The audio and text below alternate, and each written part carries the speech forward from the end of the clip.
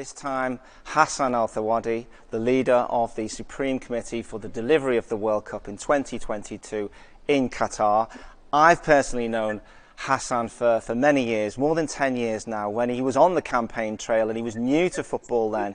And I remember the energy, determination, the passion he had in that bid.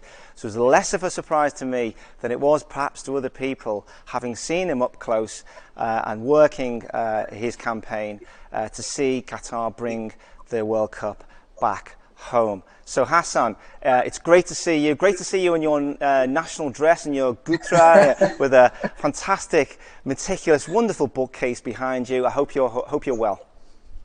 Thank you very much, Jimmy, and thank you for the very, very kind words. You know, I don't feel any pressure after that introduction, do I? No pressure at all. Listen, you had a lot on your plate already. Let's go through it. You had, you know, workers' rights was always an issue. You had innuendo, constant innuendo, the oil price plummeting. You had the regional blockade, and now you've got COVID-19. So, first of all, how has this affected preparations for the World Cup? Well, I mean, you know, addressing first the COVID-19 situation and the global pandemic, I think, you know, it's unprecedented. It's had an unprecedented impact globally. I don't think anybody was aware of exactly or anticipating anything like this to happen. So when it came to us, you know, we immediately, you know, moved to our first concern. Our first concern was always the health and safety of everybody working on the stadiums. So we took immediate action in coordination with the Ministry of Public Health. The first thing that we did was we isolated all the at-risk workers, anybody above 55, anybody who had medical conditions. We put them in a safe environment, isolated them from any at-risk activities. The second thing that we did also was we started providing awareness courses, concepts of, you know, educating people about social distancing, educating people about healthy living, healthy foods that can boost the immunity of people, and we took these actions quite immediately. Of course, in terms of work sites, we ensured that we disinfected the work sites and made sure to limit as much as possible or minimize as much as possible the spread of COVID-19 within the workspace. You know, one thing to point out as well, which is an action that was taken by you know, the government, and we followed suit from it, is to ensure that everybody gets paid. So everybody that you know, whether they've been tested positive and are taken out of the workforce or have been isolated because they're at risk or high risk individuals, you know, their salaries still continue, their paychecks still were delivered. Now, we also took another action because I think, you know, for all of us, we've come to realize as well, there's a longer term impact from COVID, and that's mental health, the emotional impact this has on people. And so what we started doing early on was provide mental health awareness sessions. You know, we communicated to workers, we communicated to the workforce, whether through SMS messages, through our website, and we've also developed an app with a local provider. And in the app, there's videos of how to deal with anxiety, how to deal with stress, how to deal with these situations, as well as a connection or a hotline in different languages that allows people to address these concerns. Now, of course, that was our first immediate concern and our first immediate action plan.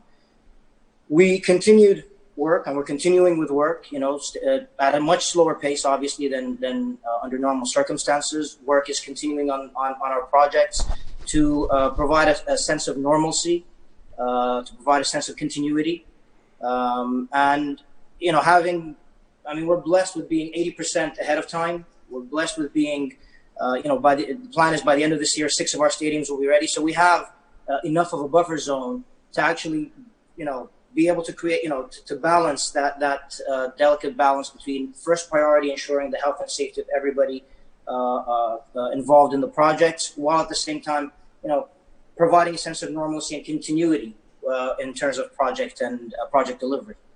And what's one thing that you're glad that you did before this pandemic happened, and what's one thing that you wish you'd done?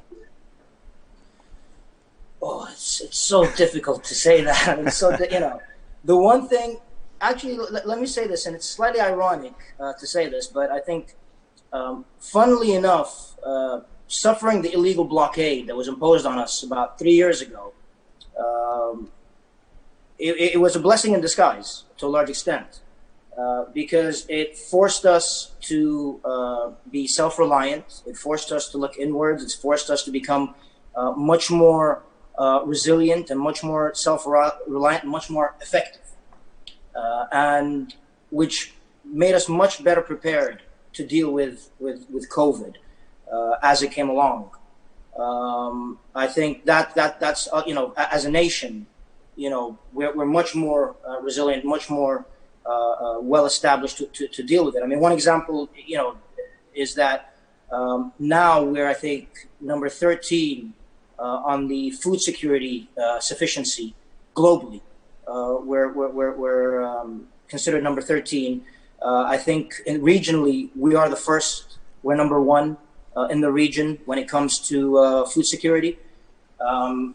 We've actually, immediately as soon as COVID happened, we started developing, producing our own masks. I think about 8 million masks are produced weekly. We've got 2,000 ventilators in Qatari factories that are being built and prepared right now. And just as an example and a testimony to the resilience that the blockade has embedded in us. So on that front, I think, as I said, not something that we're glad happened, but I think, blessing in disguise that came in. One thing, me personally, that I wish I did more, as much as I'm in touch with technology, I'm not an expert in technology, so I would have hoped that I'm, much better equipped in dealing with technology much better. My daughters are actually teaching me how to communicate and do all that stuff. Well, I hope you're on conversive with Zoom right now, because we're on this technology, and I hope it lasts for the rest of the 12 minutes we've got. But I'd like to turn to some of the implications from COVID-19, because I wake up in the morning and I think, gosh, I wonder when my son's going to play football again. I wonder when I'm going to eat in a restaurant again. Small things like that. You must be waking up in the morning with scenarios rolling around your head which are on a completely different scale. Can you run through some of those with me? Look, I think it goes without saying, there's first the bigger picture, right? COVID, the world before COVID and the world post-COVID, what's it going to look like? And it's very difficult for anybody to be able to paint a clear picture.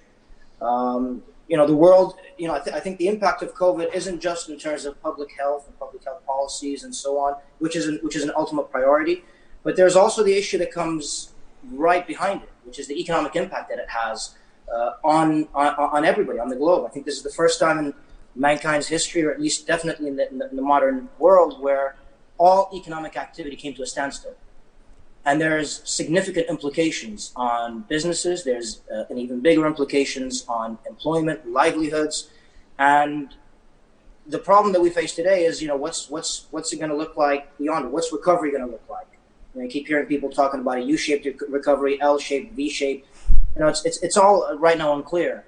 And from my side, of course, we are entering into a recession. There's no doubts. There's always the concern about the global economy and the ability of fans to be able to afford traveling and afford coming and participating and celebrating the World Cup.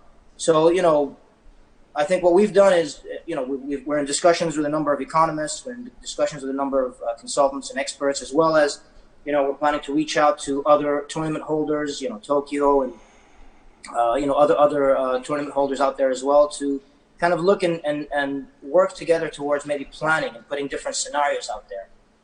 Definitely one scenario is the economic impact. Definitely one concern is the economic impact and how it affects the individual. We've always said from day one, this will be an affordable tournament. We want anybody who wants to come to the World Cup to be able to come.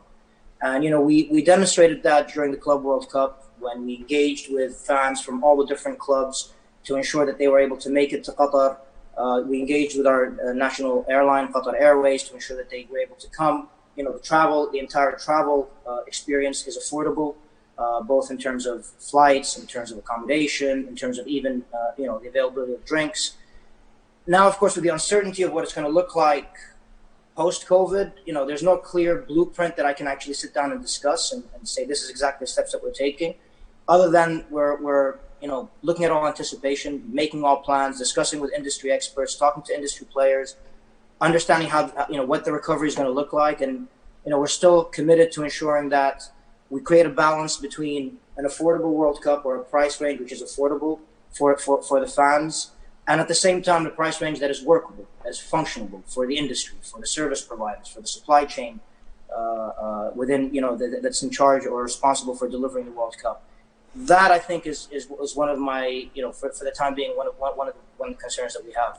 Hassan, given the travel disruption and the tourism disruption this has created, does it make support from the region, the Middle East region, even more important in terms of supporting this World Cup? And how are you going to make that happen, given the sort of political differences and the blockade that you mentioned, for example? I mean, look, the blockade, the legal blockade, I think we're coming up to the, as I said, third anniversary right now. I mean, that's a political play that, I always avoid commenting on it, because, initially there was an impact on let's say, our supply chain, our ability to, just overall initially in the supply chain. But as I said, as a testimony to the resilience of the people of Qatar and the government of Qatar, we were able to very quickly overcome it, to the extent that today we are self-reliant. In terms of support from the people of the region, the support is there. The people are excited about this tournament, and I'll give you a few examples. Just prior to the Club World Cup, we hosted the Gulf Cup, and in the Gulf Cup, we were able to, all Gulf participants. And sorry, just to clarify to the audience, the Gulf Cup is a tournament that is about every 3 or 4 years. Every 2 years, national teams from the GCC, or from the Gulf Cooperation nations play, including Iraq as well. And this year, last year we had everybody participating, even members of the blockading nations participate. To the extent that the final, we had 2,000 Bahraini fans attending to see their team win the Gulf Cup for the first time in their history. So in terms of on an individual basis, on a people's basis, there is excitement. There's definitely a lot of passion for it. We opened up the gateway opened up a website for people to participate and express an interest in being volunteers. We have over 250,000 people from within the region that have expressed their interest in being volunteers for the World Cup. Every event that we have now, we actually bring people from within the region to be volunteers and to work with us in our events, including the Club World Cup and the Gulf Cup. So the passion for the region is there. The passion for the people is there. Of the people is there for this tournament. There is no doubts about that. And as I said, our preparations are continuing. No doubts that I hope that the blockading nations see fit in removing the restrictions of their people to come, because there's no restrictions from the state of Qatar. There's restrictions from the blockading nations. I hope that they remove these restrictions for what is considered not only a once-in-a-lifetime opportunity for our region, for the people of our region, but I believe by 2022, I'm optimistic that we would have overcome this pandemic as a human race collectively. I'm optimistic that we will come out of this more resilient as a human race, and it'll be an opportunity for all of us to celebrate. It'll be one of the early opportunities for all of us to celebrate together. To engage together, to bring people, to bring people together. I've always said this is a tournament to bring people together, and I think now more than ever, with hopefully in 2022, the COVID pandemic would be behind us, for all of us to really be able to celebrate humanity together. I mean, a question which is a metaphorical question to most people, but is actually a real life question to you. And that is, if you had a giant billboard and could reach millions, potentially billions of people with a message, what would that message be in a short form of words? Short form of words. It's as if you don't know me, Jimmy. I think, I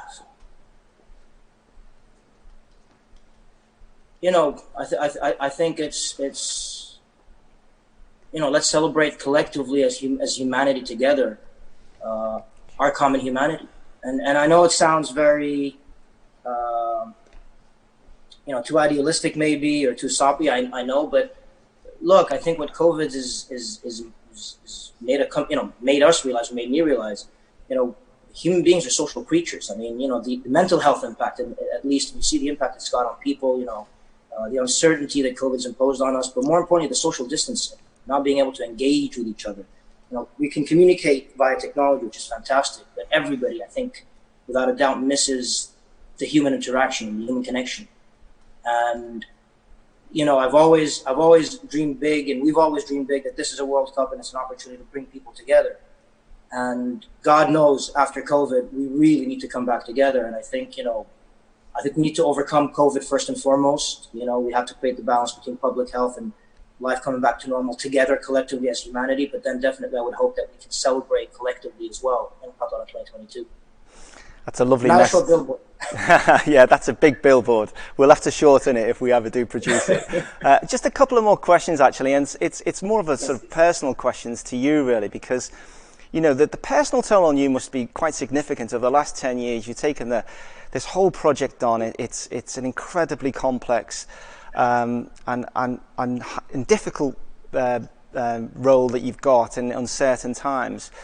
So if you were to look back 10 years and you were going to give yourself some advice, what would that advice be? Oh, God. I'm sorry for the difficult questions, by the way. It's very, inward looking, right? I think, there's definitely, I think one of them would be developing a thicker skin. And being able to, early on when we faced, the criticism and so on, there were times when you felt, we felt hard done by. But that's the only thing I'd say. Just anticipate and just have a thicker skin. Everything else that we went through over the last 10 years was a lesson learned, a lesson worth learning. Yeah. Every step that we took over the last 10 years, developed us as a unit that's in charge of delivering the World Cup, as a unit that I'm very proud of being a member of. I wouldn't change anything. The only thing I would say is just to have a thicker skin when certain accusations are leveled at us and in terms of dealing with them. But even then, it led to who we are today. Very solid unit, a unit that is just as committed and just as passionate as when we first started to the bigger picture of delivering the World Cup, which isn't just a 28-day tournament, but a tournament that can leave a legacy for the region, and now post-COVID can potentially leave a legacy also beyond the region as well. I know that legacy is really important to you. Can you give us an update on some of the legacy projects that you have in the pipeline and how they will either change or adapted or improved on going forward? Well, I mean, one of our legacy projects, flagship legacy projects, is Generation Amazing, which uses football for development.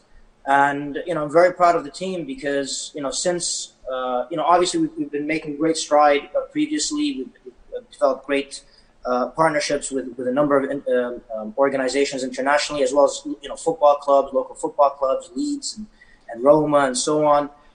And the purpose of Generation Amazing for the audience is it utilizes football for development of leadership skills, communication skills, civic engagement skills, and so on, for underprivileged people overall. That's the general aim of it. Now, since COVID, the team has adapted very well. We've launched online programs and online initiatives with some of our ambassadors. There's some talks as well that we've had with our ambassadors talking about their previous experiences, what they're looking at towards the future, and so on. So, and I think Generation Amazing, our aim is to reach, I think, about 1 million people, and I think we're achieving that gradually, steadily but surely. There's the Jasur Institute, again, an initiative that we launched many years ago with the purpose of developing the capabilities of the people in the industry within the sports and hospitality industry of the people within the region.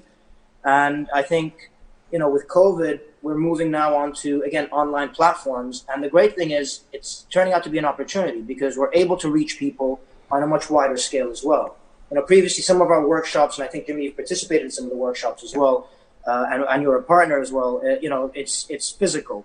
But today, it means that we can reach a wider range of interested people to join our programs online. And through Jasur as well, we're looking now at developing, utilizing augmented reality, utilizing online platforms to develop tabletop exercises for operational examples and preparing ourselves operationally. So to the extent, maybe some activities would not be possible on a physical basis, we're actually going to be able to do it online, at least with technology as well. So these are two examples, and of course, ultimately, one of the biggest legacies that I'm always going to be very proud of the leaps and bounds that we've made on, is always going to be workers' welfare. Today I'm very proud to say the state of Qatar is one of the leading countries in the region when it comes to worker welfare reforms. There's still a long way to go, but we've made great strides on that. There's a lot of work to be done still, but I believe that the legacy beyond and going forward is something to be very proud of. Hassan, I feel your passion on that. We have run out of time, unfortunately. I did have a lot more questions to ask you, so I might follow up with a podcast. This time when I do the podcast, Hassan... Record it. I will record it. That's one for another time. Listen, thanks so much indeed, and good luck, best wishes, stay safe. Thanks a lot, Jimmy. Take care. Take care.